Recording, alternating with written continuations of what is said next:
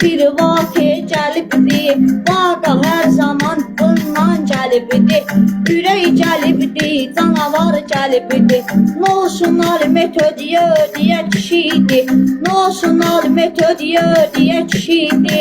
Belə baxıram vaqa bu gün dişiydi, belə baxıram vaqa bu gün dişiydi.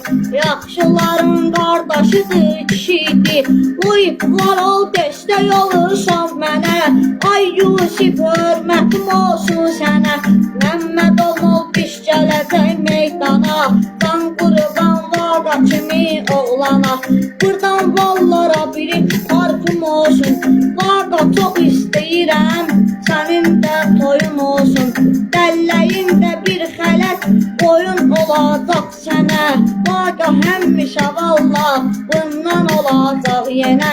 Ürəyi olacaq yenə, canavar olacaq yenə. Bu nə tutulur ya? Bu nə pərdəni götürür ya aradan? Ana bu necə? Bu nə meyxana?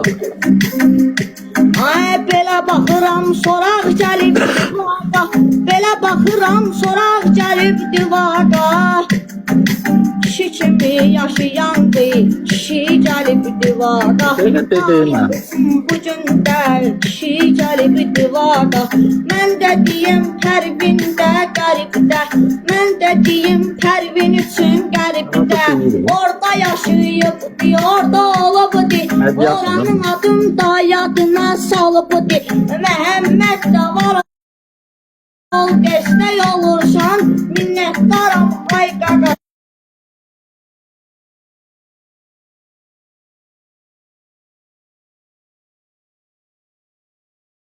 Ya dişiydim, mən də deyim, diyeceğim. İnəklərin otunu da ki yiyirsən, onların da qabağın çeyniyirsən.